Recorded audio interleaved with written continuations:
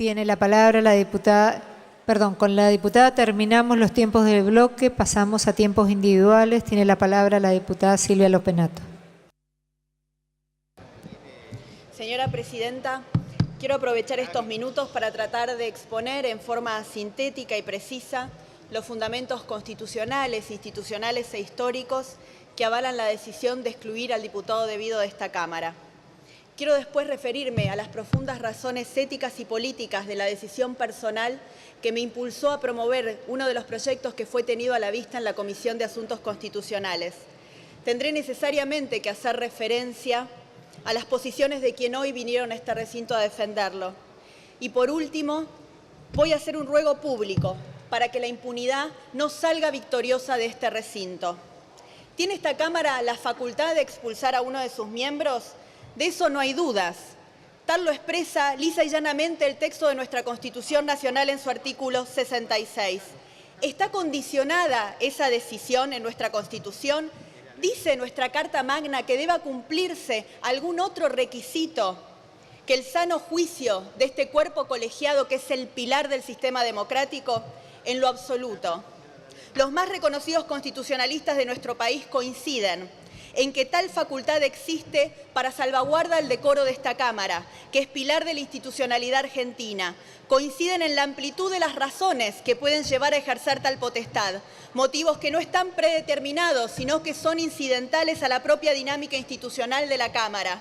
Y unánimemente sostienen que estamos en presencia de un procedimiento político y no de un proceso penal. Únicamente a modo de ejemplo, podemos citar a González Calderón, Linares Quintana, Videgain, Romero, Ramela, Vidar Campos, Edmejian, Geli, Badeni, Quiroga Lavie, entre muchos otros, cuyas citas textuales pediré que se autorice insertar al libro de sesiones. La enumeración revela que esta interpretación no tiene fisuras en la doctrina. La Constitución no exige para la exclusión ninguna otra causa que el mérito de las 2/3 partes de los miembros presentes sobre la necesidad o no de aplicar esta medida. Veamos ahora los casos concretos. Se ha dicho en estos días que no es posible excluir al diputado debido pese a la enorme cantidad de causas judiciales que lo tienen por procesado, indagado o imputado. Todas ellas por delitos contra la administración pública. Se ha dicho que no es posible porque ninguna han concluido aún en una condena. Pero ¿quién dijo que el motivo de la exclusión tenga que ser una condena judicial? ¿De dónde se desprende este requisito? Si lo que estamos merituando aquí, señora Presidenta, es un perfil ético. Es una acumulación de sospecha de tal magnitud que jueces y fiscales de todo el país investigan por corrupción al diputado debido.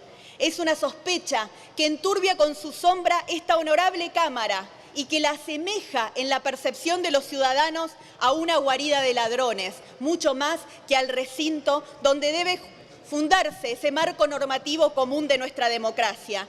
Este no es un juicio penal. Muy por el contrario, no estaríamos aquí teniendo que tomar esta decisión extrema si la justicia oportunamente hubiera concluido con alguna de las tantas causas que hace más de una década lo investigan al diputado debido.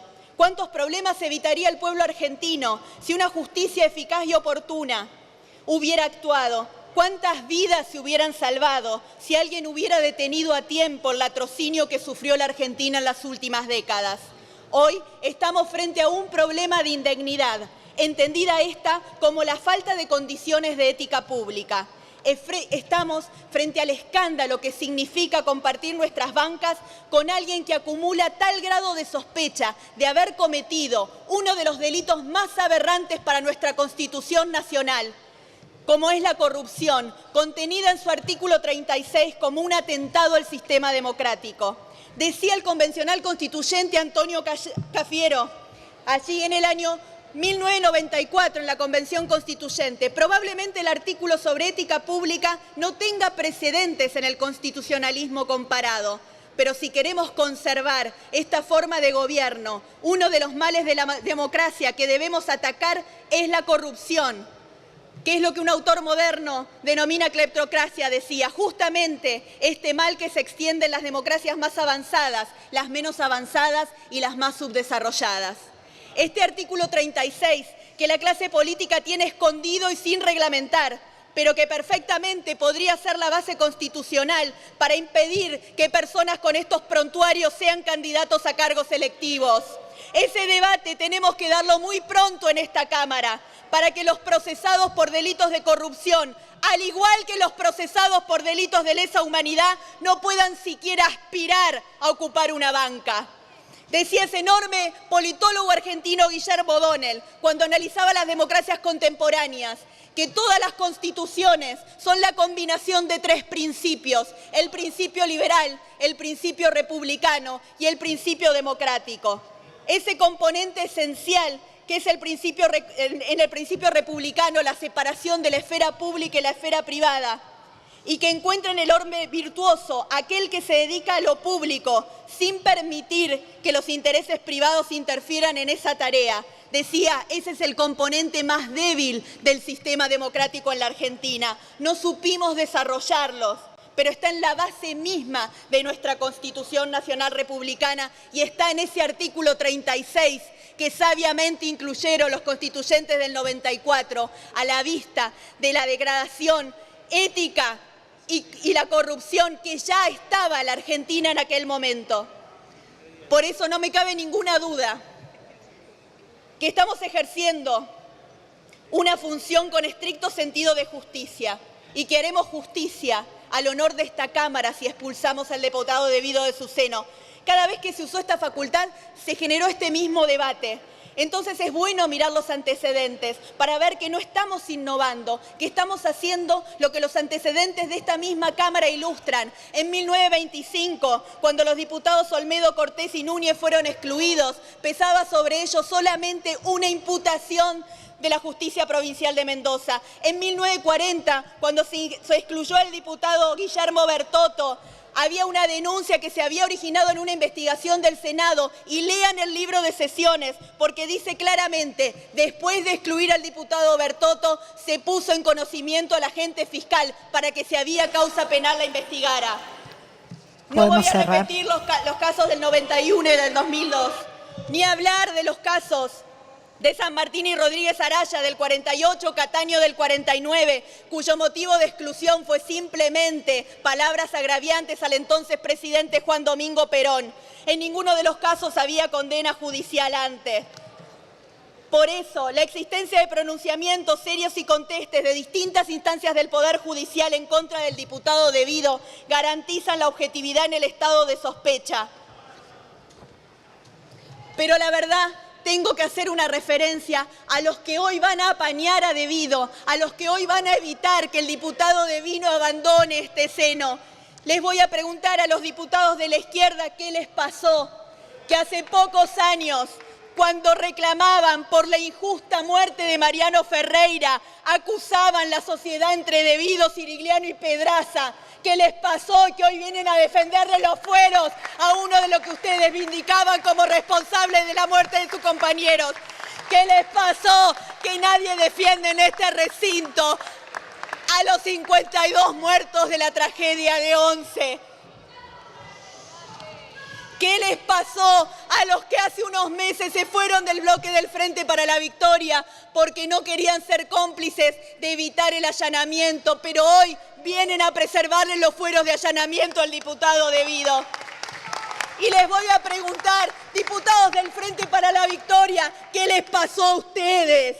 ¿Qué les pasó a ustedes? Porque les voy a leer textualmente lo que decía la candidata Cristina Fernández de Kirchner. Decían, ¿saben qué está demandando la sociedad? Que por favor alguien vaya preso en este país alguna vez por los delitos que se denuncian, muchas veces en los medios, pero que jamás llegan a ninguna conclusión.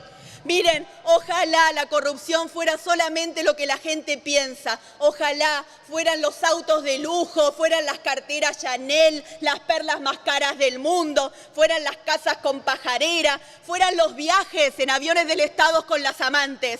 Pero la corrupción no es eso.